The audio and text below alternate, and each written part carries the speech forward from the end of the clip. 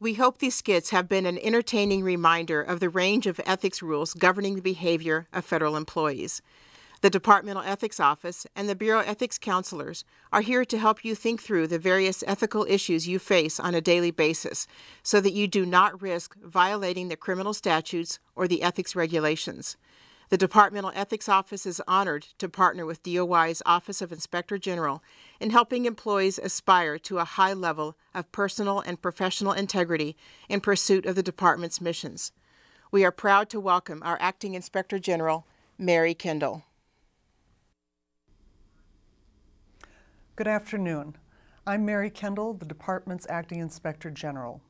I'm honored to have the opportunity to talk with you for a few minutes about the importance of fostering a culture of integrity in the Department of the Interior, a culture of integrity that necessarily begins with the individual. My office, the Office of Inspector General, is an independent entity within the department charged with oversight of department programs and operations. By law, we have no management control over these programs and operations, but the department cannot interfere with our oversight. This allows us to be truly objective and independent. The OIG plays a crucial role in building a culture of integrity by investigating alleged ethical lapses and working with the department to prevent ethics problems from occurring or continuing in the future. As an independent entity, the OIG is a safe and discreet place to bring concerns about suspected ethical misconduct. We would rather learn of potential ethics issues directly rather than happen upon them when they are a part of a larger, more serious problem. A pervading culture of integrity is vital to the Department of the Interior, as with any organization. A culture of integrity, however, relies on the integrity of the individuals that comprise it. It means that we, as individuals, must take ownership of and responsibility for our own actions. It also means being responsible for our inaction. We've all heard the adage, all that is necessary for the triumph of evil is that good people do nothing.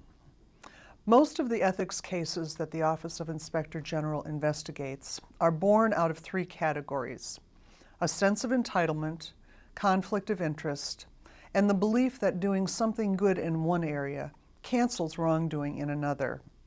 The first two categories should be self-evident. The third is best explained by Albert Einstein, who said, "Relativity applies to physics, not ethics." Who might justify taking those expensive sporting events or concert tickets from a contractor by saying, "If I don't take them, someone else will"? Who has approved awarding of grant funds to a favored grantee while also serving on its board of directors? Who has said, "I've worked for the federal government for decades. I deserve some benefit in my retirement job after all those years of service"? These would be the people we investigate. Many of our cases are brought as a result of conscientious employees informing us of problems they noticed on the job. Of course, individual responsibility means much more than speaking up about the improprieties that might happen around us. It also means making sure that our own behavior is ethical, that we would be proud of what we do, even when we think no one is paying attention. A strong internal ethical compass is absolutely essential to fostering a culture of integrity. One way to ensure that our internal ethical compass is working is to ask, do I have any doubt that what I am about to do is ethical? Unless the answer to that question is an unequivocal no, we probably should not do it. Other questions we might ask are, is there a potential conflict of interest or the appearance of a conflict between my work for the department and any outside employment or service on a board? Am I following the rules of my bureau in the department with respect to acceptance of gifts, including meals and entertainment, from anyone within or outside the department? Am I acting fairly and without bias or preferential treatment in my participation in reviewing or awarding a contract or grant? Have I properly reported all my financial interests on official financial disclosure forms? And have I followed the rules and laws with respect to my pursuit of employment after my career in the department? If we are asking these questions, we should, at the very least, seek the advice of an ethics counselor. If you do not know who your ethics counselors are, find out and seek them out. In the same vein, we cannot assume that what our colleagues or superiors routinely do is necessarily the ethical way to do things.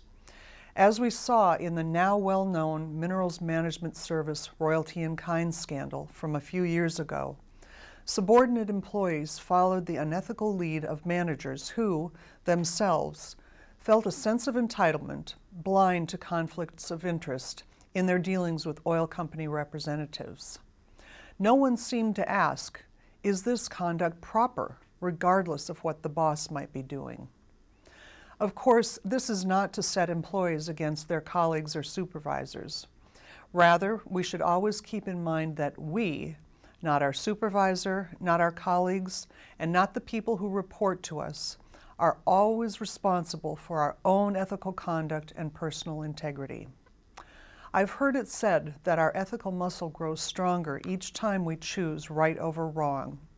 We need to exercise our individual ethical muscles in the Department of the Interior on a regular basis, with the collective goal of building a strong, pervasive culture of integrity throughout. Thank you.